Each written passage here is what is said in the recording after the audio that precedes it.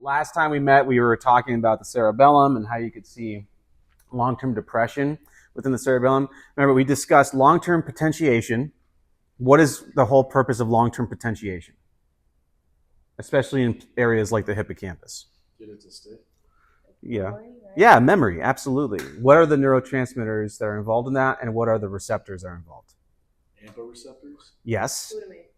Glutamate Yeah. and NMDA. NMDA. Good. And what's the difference between the NMDA receptor and the AMPA receptor? What's the thing that blocks? What's the magnesium? Which receptor? NMDA. NMDA. Good. So you have to depolarize the cell. So you have to like constantly stimulate the cell, and all of a sudden the magnesium gets removed, basically, and then all of a sudden you start getting AMPA receptor activation, and once you get that, you start seeing more and more synthesis of those AMPA receptors, and then those AMPA receptors start to increase in numbers. And then that's when you start getting long-term potentiation. And that's when you're able to now develop more and more memory capabilities within those connections. And then long-term depression is going to be another thing that's associated with these types of processes of learning and whatnot. And so long-term depression can also be seen in areas like the cerebellum.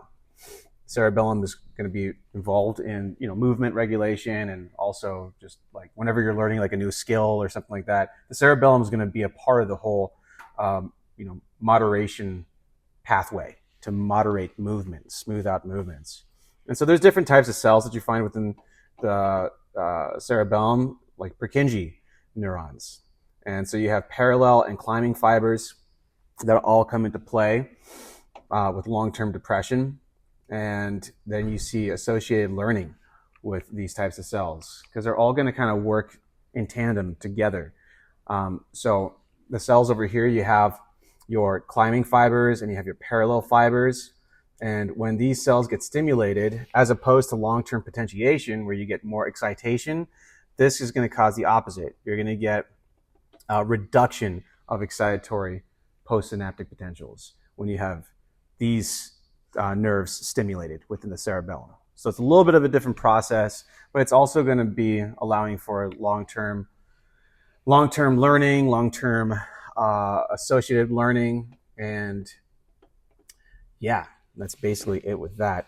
What's up? So we don't really get into neuro stuff within exercise science. When we talk about like movement, we do a little bit, but not much. Mm-hmm. So like if you're learning a new movement and you do the wrong thing for a little while. Oh, you have to unlearn it? Yes. Like, does that work by it like long-term depressing the things you may have already learned? Yeah. Because remember, we're going to talk about Dr. Hebb's postulate, which is neurons that fire together, wire together, right? And so if you learn something incorrectly, you would get the wrong wiring, wrong connection, right? And then so you'd have to unlearn that by stimulating a different neuronal process and stimulate that more. And then once you have reduction in stimulation of the former that you're trying to forget, right, at some point those synaptic connections are going to be pruned back. Okay. Yeah. So that's absolutely the case with unlearning something, right? It's so hard to do. Unlearn something. Yeah, for real. Yeah. I remember when people used to say that I fold my pen the wrong way. You have to put it like this, Oh, right? And it just took forever. I don't know. You still do it? Oh, that's definitely wrong. You're going to have to unlearn that. I do like this, That's very weird. Yeah. So, yeah, but habits are hard to overcome, right? I don't know if this is true or not, but they say it takes like 21 days to overcome a habit. I don't know if that's true. It takes 21 days to establish a habit. Again, I don't know if those numbers are actually true, if they're actually based in science, but long story short, if you keep on doing something repetitively, that's going to become more and more ingrained in your thought process, right? In your skill sets, I guess. And the more you do it, so it's like use it or lose it. Same idea, right? If you reduce those neuronal firings, you're going to eventually see that pruned back. And that's a good thing too, because you don't want to always maintain every single synaptic connection from when you're a kid. We're going to learn about this in the next section with children when they're developing. Very young children at infancy are going to have lots and lots and lots of connections within their gray matter, and that slowly dissipates over time. And that's a good thing because they have to prune back unnecessary synaptic connections, right? And then only focus on the ones that are more deeply ingrained, the hardwired connections that are the most important ones. You're saying too that autism is like because of too many connections. Right? That's one of the theories about it. I don't know if that's 100% correct, but one of the theories is that the brain basically has too many connections, and it just kind of short circuits things, doesn't make the brain work as properly. Can you go back to what you said about AMPA and NMDA? Oh, yeah. Oh, yeah. So where was that? Yeah, so it's over here. Oh, dang it. Where is it? So this is the whole process with the AMPA and the NMDA receptors. It doesn't mention magnesium on this slide, but magnesium is going to come into display. So you have to have a strong signal to the neuron to be able to stimulate the NMDA receptor strong enough. You got to get a strong depolarization so that the magnesium ion can be removed from the center of the NMDA receptor. Once that happens, then you can start seeing more and more activation of the AMPA receptors.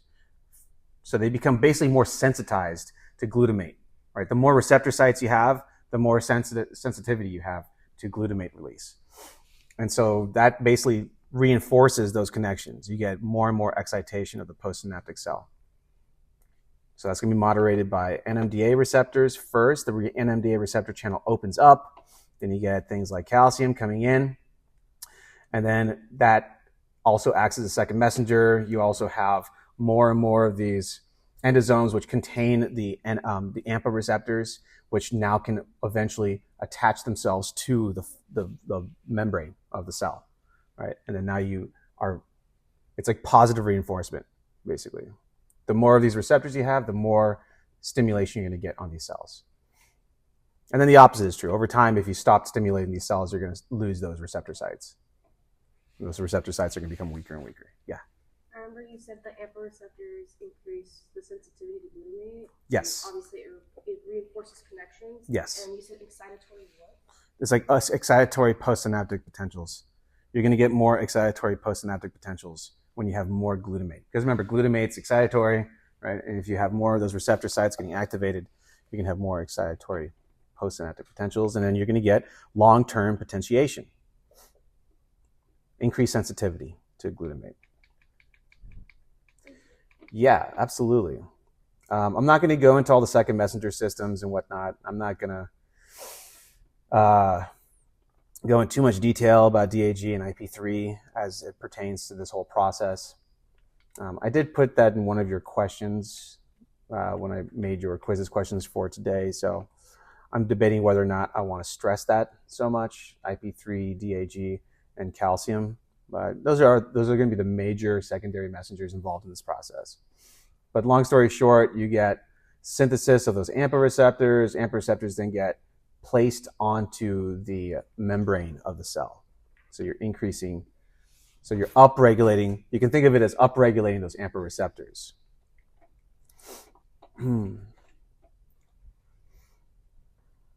And timing is also going to be involved in this whole process. So you have timing of stimulation. I'm not going to hold you guys responsible for this as much, but if you are stimulating the neurons at different times, you might see different changes of calcium levels, either increased calcium levels, decreased calcium levels. If you increase calcium levels, that's going to cause long-term potentiation. If you decrease the calcium levels, it's going to be more associated with long-term depression.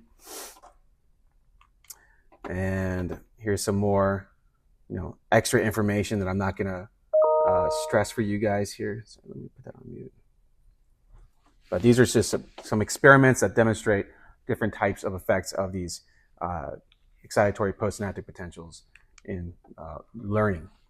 Now, this is where I want to switch gears and get into seizures, which one of my preceptors that I was working with as a supervisor, she was a neurologist, and she was specializing in epilepsy. And the way she described to me how epilepsy works is that you have like one neuron that just starts to like fire a lot, and then it's all of a sudden it's like a party.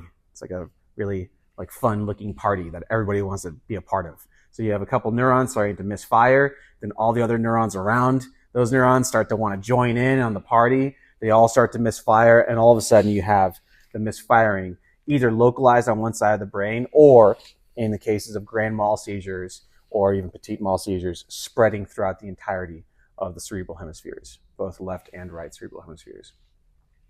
And these manifest in different ways. So we're going to talk about 4 of the major classes of seizure types. Grand mal seizures in particular are very difficult to watch. I've had several patients that had grand mal seizures. The first time I saw a grand mal seizure actively happening, it's really tough because there's not much you can really do for the patient at that moment. This patient, she was on like carbamazepine, which is one of the like common anti-epileptic drugs that you start a patient on. And sometimes the dose isn't high enough.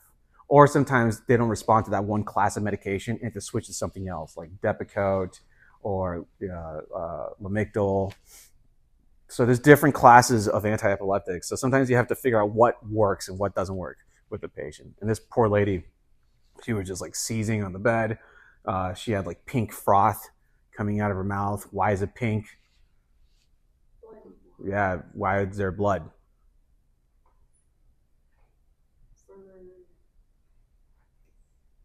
Tongue biting. Yeah, so very, very, very intense tongue biting in grand mal seizures. Like I get when I get a cut in my mouth, I'm prone to getting like canker sores, aphthous ulcers. 40% of the population gets that. And whenever I saw a patient that would have tongue biting, it would just be like brutal to see. Like this one guy, he woke up in the middle of the night. He woke his girlfriend up in the middle of the night because he started to have a grand mal seizure for the first time. And when he came to the hospital that day, he was showing us his tongue, like the whole way around, the entire perimeter of his tongue, just massive chunks out of it. He just like bit the heck out of his tongue. So brutal stuff. So I'm going to show you a list of do's and don'ts. One thing that you don't do is ever put something into the person's mouth, unless it's a rubber suction tube. So you want to like try to suction out like the saliva and all that stuff. Otherwise, you can shatter the person's teeth because their biting is so intense, they can shatter their teeth. Another thing that's interesting, the reason why I have this cool old painting from back in the Renaissance period is that hundreds of years ago, seizures would be mistaken for demon possession. And I'm going to show you guys a video of a person undergoing a grand mal seizure, and I don't blame them for thinking that, because a grand mal seizure can look very much like someone who's demon possessed. And so back in the day, that's what they thought it was. They thought seizures were demon possession, which, nowadays things have changed a little bit. It's mostly just misfiring of neurons. So this is from your textbook here. They talk about kindling as the animal model of epilepsy. So that's the definition of kindling. So if you study epilepsy in different types of animal models, that's what you're going to be looking at as kindling. Seizures, again, they're going to be initiated by atypical electronic activity. And how can you test for that? Electroencephalogram, right? That's kind of like the gold standard. With an electroencephalogram, you can see the origin of the seizure, and you can also see the brain regions that are affected, right? So we're going to talk about partial versus generalized seizure. Partial seizure is only on one side of the brain. Generalized seizure involves both sides, right? You get both cerebral hemispheres, and you will be able to see that on an EEG. When you do an EEG, you're wearing a cap, right? And it covers all the different areas of your brain. So you get multiple different leads, so you can see where the all that electronic firing is coming from. Why do people get seizures? It can be due to a lot of things. Head trauma can be a cause. Patients with stroke can develop seizures, infections. There's certain genetic issues and congenital issues that people are born with.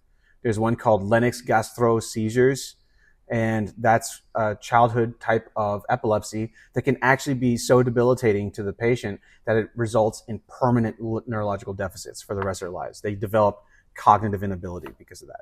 So, and then there's also febrile seizures, which we'll talk about briefly. Young kids are especially prone to that. they have a lower seizure threshold. So young kids, if they spike a fever from an infection, the fever itself can cause a seizure. What else? Some people get cancer. Sometimes people have a brain tumor and they have no idea that they have a brain tumor until the moment that they have a seizure. Then they go to the hospital to see what's going on. Then they run them through like a CT scan or an MRI scanner. And all of a sudden they see, oh, wow, this person has like a neuroblastoma or something like that, right? So brain tumors can often be detected secondary to a seizure. How do you treat seizures? You can use GABA drugs, GABA agonists, and that's one of the main approaches. Sodium channel blockers, right? But like barbiturates, for example, barbiturates are used to treat epilepsy sometimes. They're GABA drugs. They're GABAergic. So if you reduce the electronic firing of the brain, that can help to treat the seizure. Let me see. Yeah, this is a good video. Welcome to 2-Minute Neuroscience, where I simplistically explain neuroscience topics in 2 minutes or less. In this installment, I will discuss epilepsy. Epilepsy is a chronic condition that is characterized by recurrent seizures.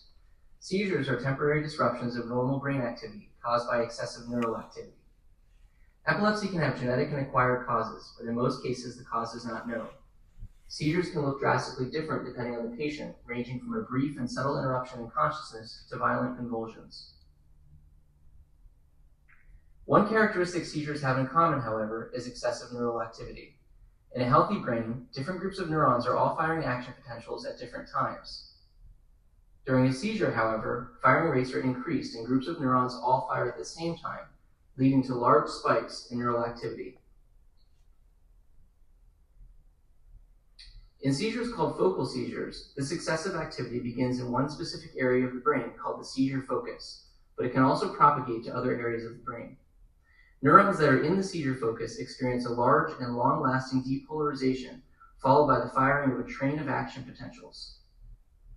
This abnormal activity is referred to as a paroxysmal depolarizing shift. The unusual activity is normally confined to the area it originated in, but during a seizure it can spread due to the failure of inhibitory mechanisms, leading to widespread abnormalities in brain function. In seizures called generalized seizures, excessive activity seems to arise in widespread areas of the brain all at once. Although the mechanisms underlying this are not fully understood, generalized seizures may involve a pervasive hyperexcitability of neurons throughout the cortex, along with abnormalities in neural networks that connect the thalamus to the cortex. Cool. So he referred to those as focal seizures. Welcome to 2-Minute Neuroscience. Sorry about that. We're going to refer to those as partial seizures for this class. But they do originate from a focus or a foci. So this is what you would see on an EEG. You got your normal brain waves, and all of a sudden you have the onset of the seizure, and all of a sudden everything just becomes chaotic. And you get all these different spikes resulting as the seizure continues. So with these traces, you're able to see those atypic type rhythmic activity and synchronous firing of large numbers of neurons all together, all happening simultaneously. Now, again, these are going to be due to abnormal electrical discharges in the brain. You're going to see movement being affected, odd behaviors can manifest, sensory alterations, including things like hallucinations. These patients will have sometimes an aura that precedes the seizure, which includes auditory hallucinations, visual hallucinations, sometimes gustatory hallucinations. So they'll sometimes taste burnt toast, or maybe I even heard of like patients sometimes hearing classical music right before the seizure begins. Right? Sometimes they'll smell something like burnt, maybe like a burning electronic type smell. And then you get these convulsions, jerking type contractile type movements. Tonic-clonic seizures start with the tonic phase where all their muscles basically freeze up, they stiffen up, and then it's followed by uncontrollable jerking movements, and that's the clonic phase. So a seizure is just one of those events. And some people can get a seizure once in their life and they'll never get a seizure again, and that's cool. They don't have epilepsy. But in order for you to qualify and be diagnosed as epileptic, you have to have at least 2 or more unprovoked seizures. So it does become a chronic condition. People with epilepsy will have to take medication, often for the rest of their lives. They'll also have to avoid certain stressors that could bring upon a seizure. Some things that might include stressors would be like sleep deprivation, alcohol, drugs, strong emotions. There's lots of things that can bring on epilepsy for certain patients. And so, like I knew a gal, for example, she was an actress. She still is a pretty famous actress. I met her when I was in New York at a party. And we were chatting, and she doesn't drink at all. She doesn't do anything. And I was like talking about it, like, so what's up with that? Because whenever somebody doesn't drink, I'm like, so tell me more. Should I trust you? What's going on with you? She doesn't drink, and she doesn't do anything else because she has epilepsy. And so she has to have a pretty decent sleep schedule. She has to avoid certain stressors. And, good on her. It makes her a more healthy individual. But, yeah, it's something that you live with for the rest of your life, and it impacts your entire life. Again, causes fever, trauma, brain tumors, drug use, alcohol withdrawals, also benzodiazepine withdrawals can cause seizure, infections, and stroke. Speaking of alcohol withdrawals, remember, with alcohol and benzodiazepines, those can both result in fatal withdrawal symptoms. This is what's going on over here. So this is why it's so fatal. When you have alcohol withdrawals, the delirium tremens, that's like the really scary manifestation of alcohol withdrawals. What happens is that you basically go into autonomic instability. You have way too much excitation of your brain. And with all that excitation, that can put you into a coma, and sometimes these patients die. So we want to avoid patients going into withdrawals. And so generally speaking, these patients will be given in a hospital the Ativan protocol. Hospitals have different protocols, but most hospitals have an Ativan protocol. And Ativan is a benzodiazepine. There was a psychiatrist I worked with who was one of the lead residents. He was my supervisor at the time. He said sometimes he would have like a homeless person or like an alcoholic come in, and he would literally prescribe one beer, and they would have a cooler with beers in it, just so that they would prevent the person from going into alcohol withdrawals. Because usually this takes about 4 to 8 hours, maybe sometimes longer, for this to start happening. They'll start getting, for example, their heart will start racing too fast. Their temperature might start going up, so they might start becoming febrile, right? Those are like scary signs, especially if they start getting like psychiatric symptoms like hallucinations, right? Paranoia. But then once they get into delirium tremens, that's when they're starting to get seizures. So here's what's going on with too much excitation and too much inhibition. So with alcohol, you're going to be reducing, you're going to have reduction of excitation, and you're going to have more inhibition. But then when you remove the alcohol, all of a sudden now you have too much excitation and too little inhibition. It flips, right? Because remember, alcohol, including benzodiazepines, they operate on the GABA receptor. That's one of the main mechanisms. And GABA, neurodepression, right? It reduces stimulation. So in other words, if you remove the stimulation to the GABA receptor, you're going to cause too much excitation. On the other hand, these are the signs and symptoms of the DTs: tremors, chest pain, confusion, dehydration, fever, hallucinations, sweating, blood pressure, nausea, vomiting, nightmares, lots of horrible, horrible, horrible symptoms. These are all terrible symptoms. So delirium tremens is no good. Now, this is an EEG of a patient going into a seizure, right? You got normal reading over here, and then all of a sudden it's like an earthquake. You can think of this almost like a seismograph, right? Kind of like an earthquake. And all of a sudden, this is where the seizure ends, right over here. So we call the seizure itself, we call this the ictal period. After the seizure, we call that the post-ictal period. And the post-ictal period, depending on the type of seizure, can be brutal. Like we're going to talk about grand mal seizures in a little bit, but when a person has a grand mal seizure, they've like used up all the energy in their brain, and they're going to be totally out of it for the rest of the day, sometimes longer. And so they get extremely fatigued, extremely disoriented, and extremely confused. You can also see that with complex partial seizures too, which we're going to talk about in a second. Yeah. Is there anything, maybe you're going to talk about this, but is this like phase synchronization of neurons? I guess so. Yeah. Like, Because they all start firing simultaneously. yeah, then they're firing at the same frequency and then amplifying each other's. Yeah. Yeah. Absolutely. Yeah. Yeah, because absolutely. Good terminology. I like that. Phase synchronization. That's cool. Then Todd inspired. Yeah, no, that's exactly what's going on. So super interesting. Lots of things can cause seizures. I'm not going to make you memorize all these things in the list here, but it shows like in terms of age cohorts, you got neonates. If a neonate is getting a seizure, it could be due to a couple things. Infections. Right? Again, remember, young kids have a lower seizure threshold. So infections can make them go into seizures. And by the way, when a young kid gets a febrile seizure, it makes them more predispositioned to developing epilepsy later in life.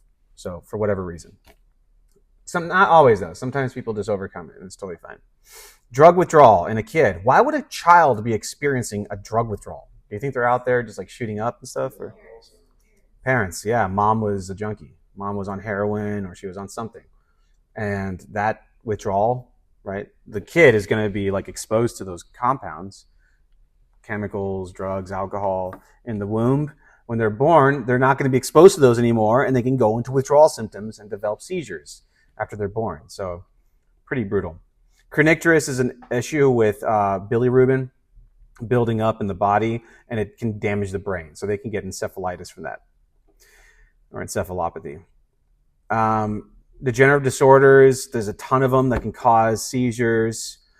Trauma, of course. Adulthood, illicit drug use, so stimulants can cause seizures in some people.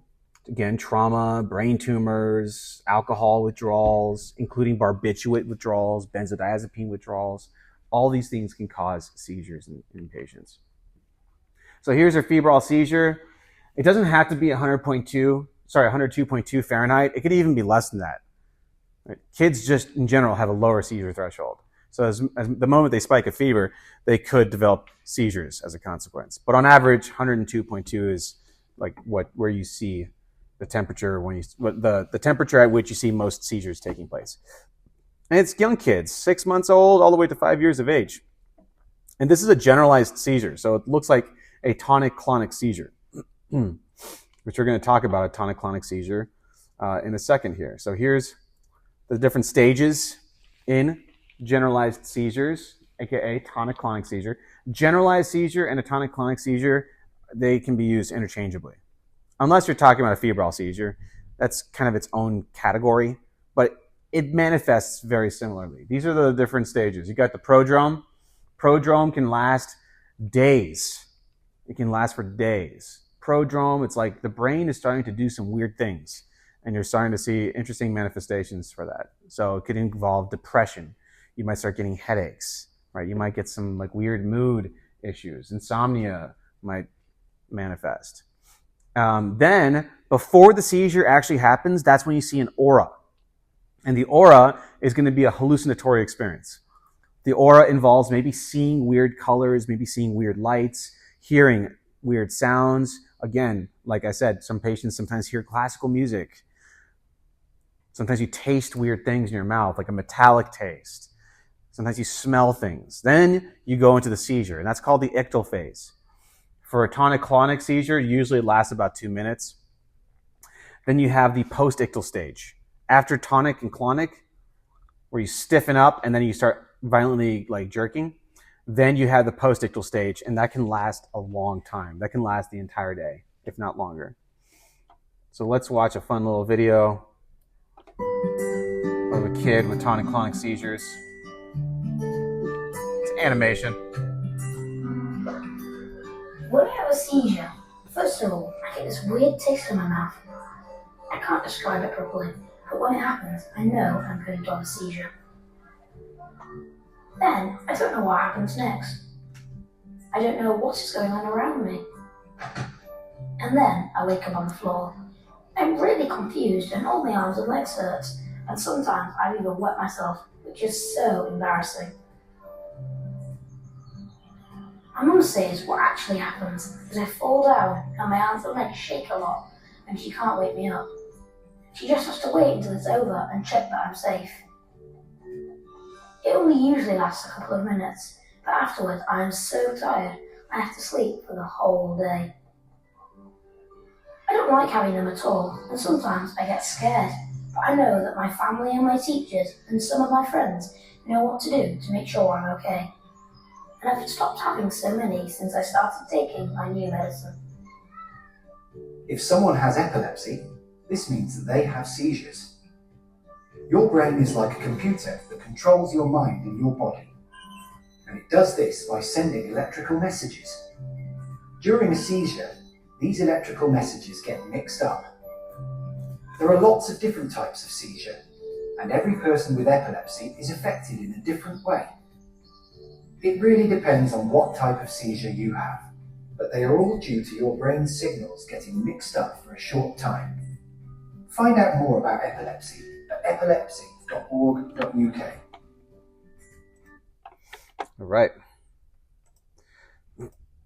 So here's the broad categories of different types of seizures. You have partial seizures, which means that half of the brain is going to be affected, or you have generalized seizures, meaning that both hemispheres are going to be involved. With partial seizures, the two major categories are simple partial and complex partial. With simple partial seizures, you're going to see that the symptoms don't last as long. They last 10 to 20 seconds on average. The patients don't lose consciousness during a partial seizure. They don't have that confusion after the seizure is over. They come back to and they're totally fine. And again, only one part of the body is affected because only one hemisphere is affected. And they last less than a minute. So think 10 to 20 seconds long on average. Complex partial, a little bit different. They do get altered consciousness. They lose memory. They don't know what happened. They also have post-ictal confusion. So once the seizure is done, they're going to get confused. They're going to feel drained, and it's going to take a while for them to recover. And they might start doing weird stuff like lip smacking. They might have weird like hand gestures, weird movements. Another thing that you might see is they'll like tug on their shirt. So they'll kind of like pinch on their shirt, and they'll do that throughout the duration of the entire seizure for whatever reason. And they last a few minutes. So think 1 to 2 minutes.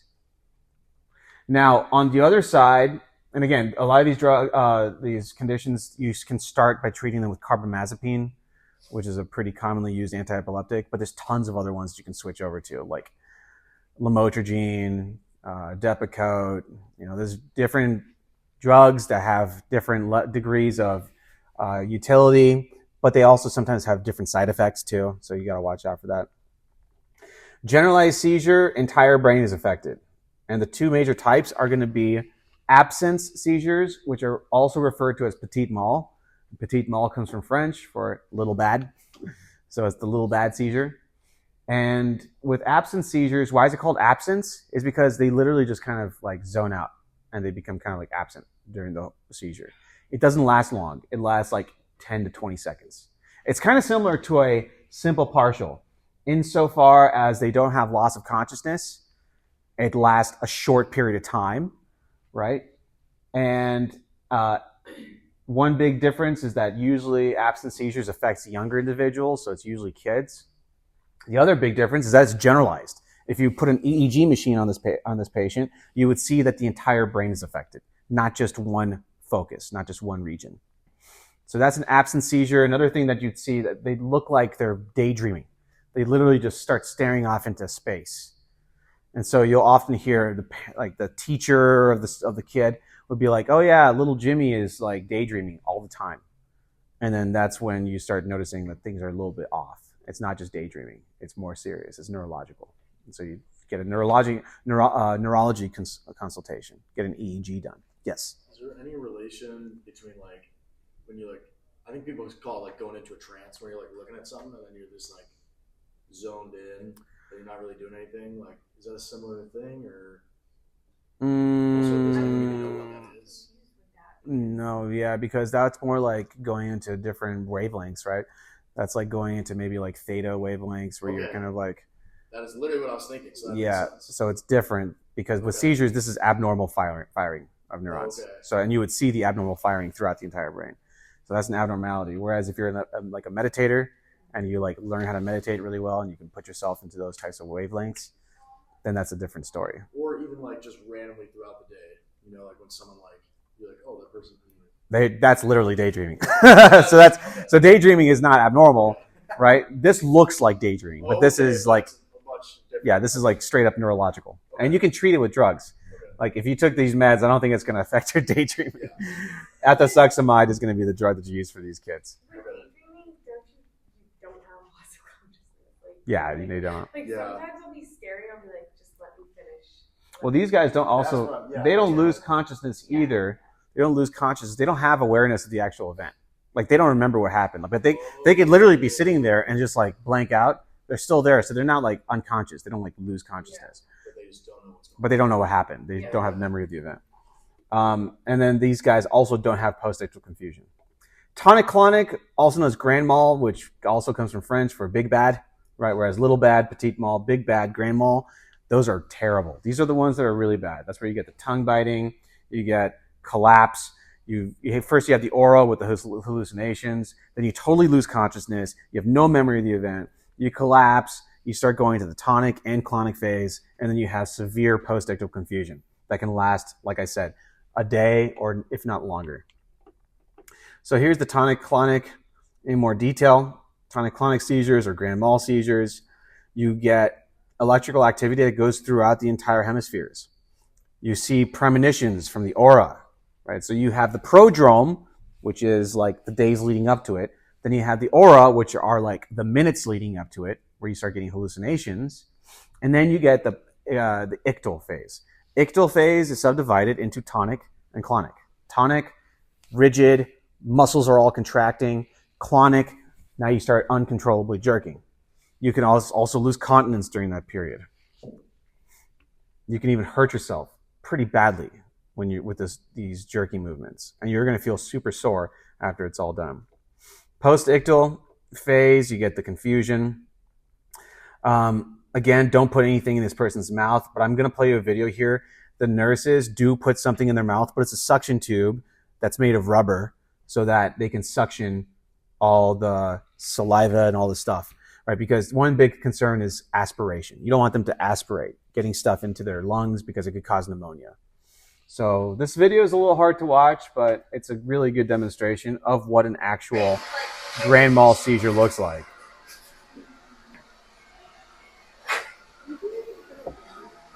Yep. It's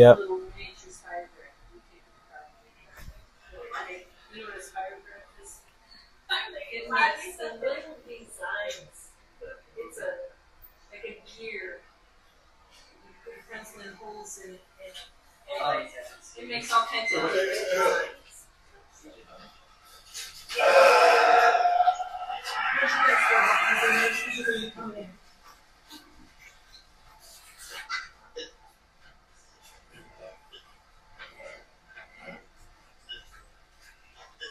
So that's the tonic phase.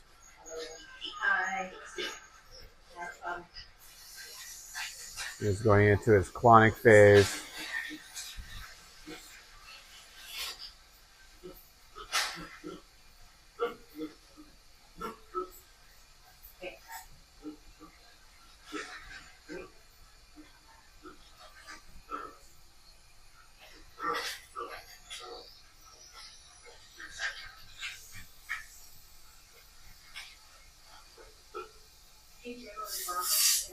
He does. Okay. Yeah. Okay.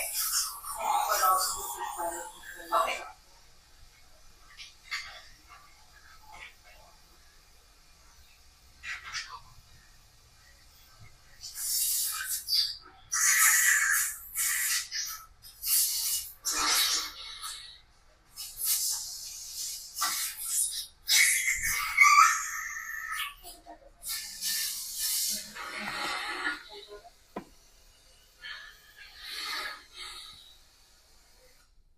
So you can imagine if that was in the 1400s, 1500s, like, looks like demon possession, right? But it's not. It's a grand mal seizure. So it's super hard to watch. That poor guy. Horrible stuff. So any questions on grand mal seizures? So absent seizures, again. Oh yeah, by the way, with grand mal, do you guys remember if those seizures are refractory and cannot respond to any meds, what the procedure's done, like what can be done to those patients? We talked about like maybe week 1 or week 2 of this class. You guys remember the corpus callosum? Oh. Yeah, so where they go in, if they don't respond to meds, they can go in and they can literally slice through the corpus callosum. And I should embed this. Man, this is a video that I want to embed in here. Maybe I'll think about playing it to you guys next week.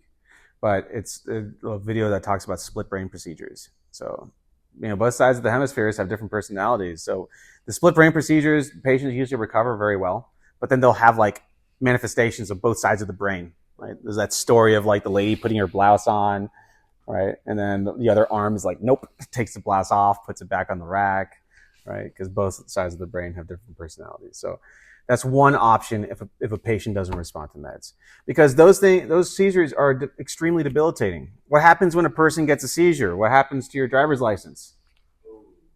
Gets taken away. Here in the state of Arizona, it's like 6 months.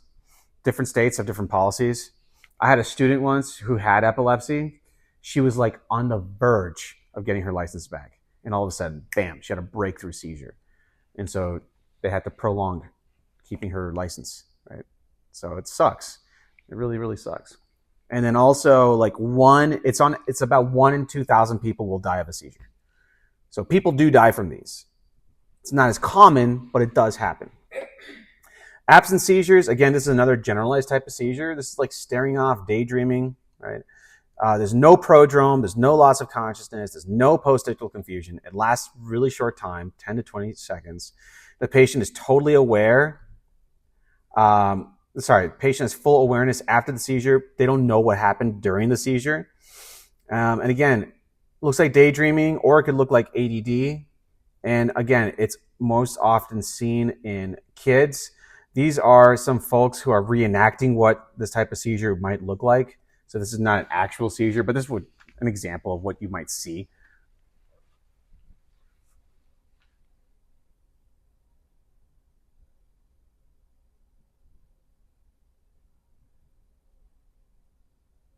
Just completely like stare off inner space and then like come right back to after a period of about 10 seconds or so. But like I said, that's not an actual video of a kid going to a petit mal seizure. Simple partial seizure looks a lot like those petit mal seizures, but it's only on one half of the brain. So it's only going to be located in one focus. No aura, no loss of consciousness, no memory loss, no post-ictal confusion. It's also short, about 10 to 20 seconds long. You get twitching of the arms and face and legs. So this is where it gets a little bit different than a petit mal seizure. Petit mal seizure, you're not usually going to get twitching. You might get some like eye rolling, but that's about it. You might get some sensory symptoms like tingling, weakness. You might get some hallucinations like smelling burnt toast. So you can get some visual distortions, sound distortions, aka hallucinations. Deja vu, right? Again, that also comes from French for I've seen it before. It's like they get that feeling like, oh man, I've seen this before, right? A weird deja vu type feeling, which in this case is basically a hallucination. Fear, anxiety. Some people don't really notice these actual seizures. They think that, so-and-so is just acting funny, right? It's not like super noticeable. Simple partial, it lasts like 10 to 20 seconds. Maybe they just act a little strange for like 10 seconds or something.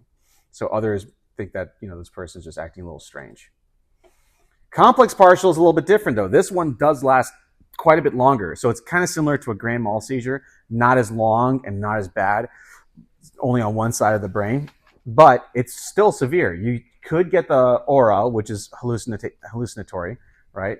Seeing things, smelling things, tasting things, hearing things, altered consciousness, but the person is awake, but they're not responsive. They may get deja vu symptoms and hallucinations.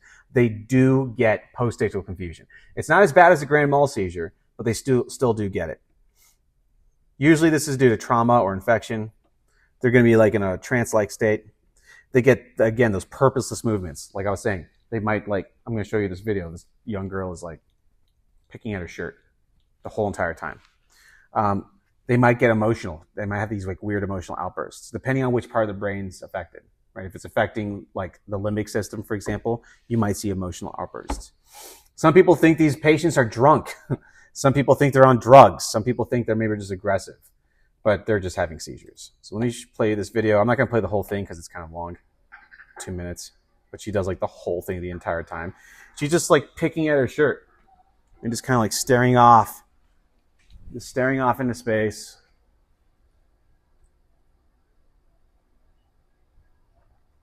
Like if you tried to get her attention, whoever's filming this like wasn't trying to get her attention, but if you tried to talk to her or whatever, you're not going to get any response from her. She's going to be doing the same thing, just staring off into space.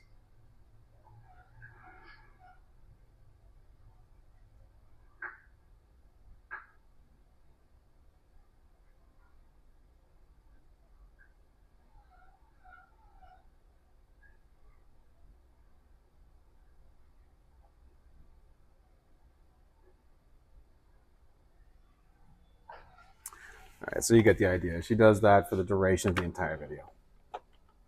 So that is a complex partial seizure. Again, here's the corpus callosum, right? I need to start including that video that I want to put in there. But corpus callosum, you can cut right through that if you have a patient with refractory seizures or epilepsy. These are the things that you should do.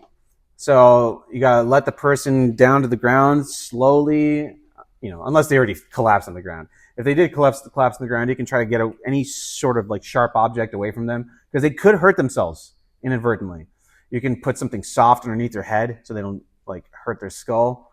If they have glasses, take off their glasses. If they have a tie, right, loosen their necktie. Call for 911. Call for help. This video I can't play on campus because apparently GCU started blocking TikTok. But this, if you watch this video on your own time, this lady is like training this dog, and all of a sudden she goes into a seizure, and the dog is super cool. It like goes up and tries to like help her out.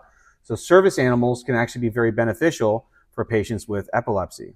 I know there's a couple students here on campus that actually have service animals, and that's because they have epilepsy. So the dogs can actually really help with that. Things that you don't do, like don't hold the person down. Like, I don't know why anybody would do that. I guess if someone is like uncontrollably like jerking, like stop. So like don't hold the person down. Don't stick anything in their mouth, right? They can shatter their teeth. Don't give them mouth-to-mouth CPR. I think that would be a good idea. It's hilarious that these things have to be said. Which means that somebody has actually done that in the past, right? If there's a rule for it, it's because somebody did something stupid. Don't offer them food or water, right, until they're like awake and alert, right? Let's do some questions before we move on. So we have 12 questions for you. We'll do like maybe four or five of them. And as we lead up for the next exam, use these. I'm not writing you guys study guides per se, but use these quizzes as like your study guide. What I put in here, that's the stuff that you're going to see on the exam. The topics, right? The ideas.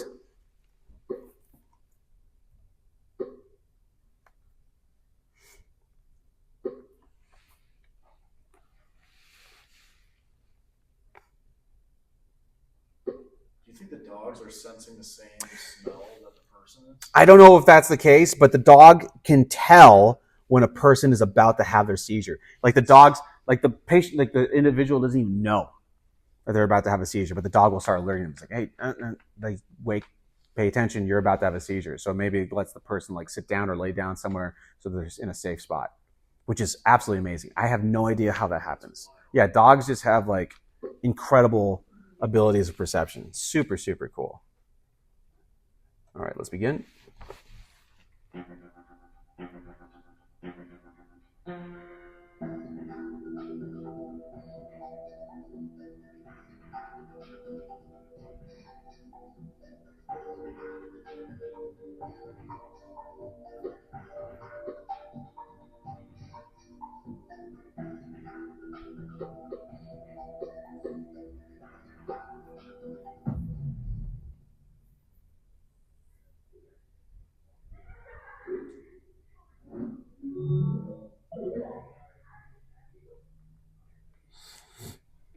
All right. Yep. That is a typical general tonic-clonic. So as you guys got this right, 25-year-old female. She comes to ER because of seizures. It lasted several minutes. Loss of consciousness, contractions, post-ictal confusion. Imaging such as EEG would confirm epilepsy. You would see this globally on both sides of the hemisphere. So yeah, that is like classic general tonic-clonic seizure.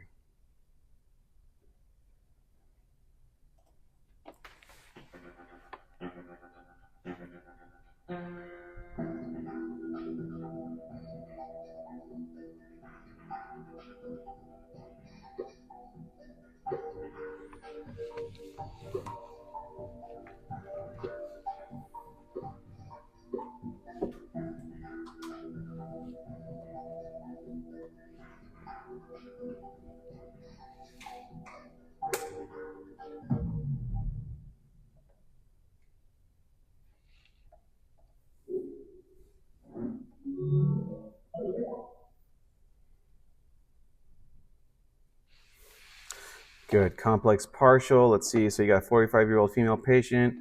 So you got reoccurrent altered consciousness, unresponsiveness, repetitive purposeless movements like lip smacking and fidgeting. Episodes last for minutes, followed by post-ictal confusion. Right. So altered consciousness. This is not loss of consciousness. Right. If it was, then it would be a grand mal seizure. It's not simple partial because it lasts for minutes. This is lasting for.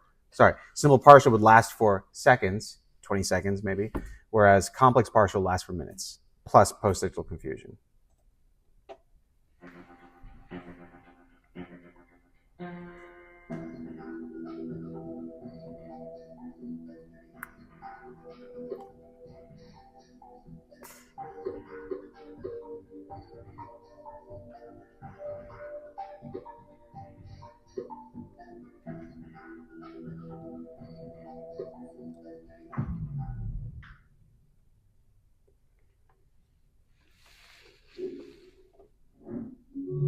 All right, looks like almost all of you guys got this one correct. So 12-year-old is referred to the pediatric clinic. Sudden brief lapses of awareness, staring spells, subtle facial twitch, only lasts a few seconds, mistaken by daydreaming by the parents. EEG finding reveals patterns that extend throughout both cerebral hemispheres. So this is a general seizure. So that's the absence seizure, also known as what?